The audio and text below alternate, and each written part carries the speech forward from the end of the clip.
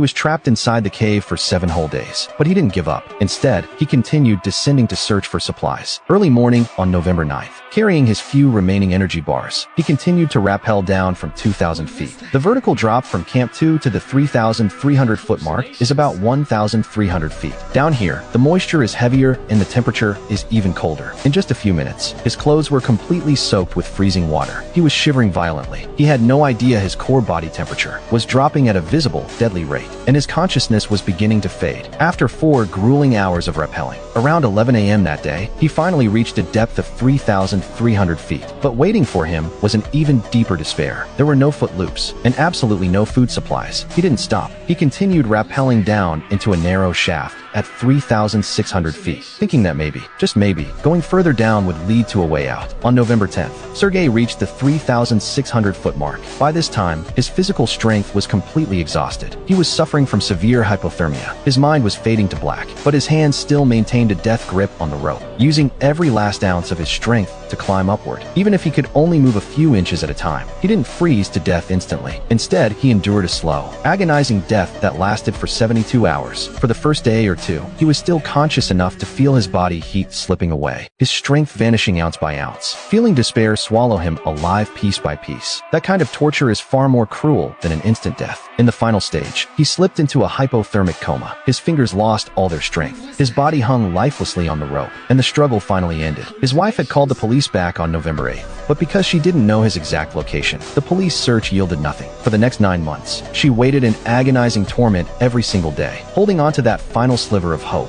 praying her husband would suddenly walk through the door. She only knew he went to the mountains. She had no idea her husband had long stopped breathing 3,600 feet underground. On August 3rd, 2021, a professional caving team restarted exploration of the Veryovkina Cave. They spotted that white SUV at the entrance. The team immediately realized someone had trespassed into the cave. They notified local rescue departments and the Russian Caving Association, confirmed the identity of the missing man, and organized a descent to investigate. As they continued down into a narrow shaft at 3,600 feet, the beam of their headlamps suddenly froze. Hanging on a rope was a long frozen corpse. The team fell completely silent. Along his way, Sergei had consumed the camp supplies carefully prepared by the professionals, reserves that were meant to be the emergency lifeline for future expedition teams. One team member later wrote in a report, "He destroyed our supplies in our cave and ultimately trapped himself to death down here." That anger was mixed with deep sorrow and helplessness. Because of the cave's extreme cold and high humidity, the body was frozen solid to the rope and couldn't be easily untied. The team had to use specialized heaters to slowly thaw and separate it. The body recovery operation required 102 people and took a grueling 14 days, making it one of the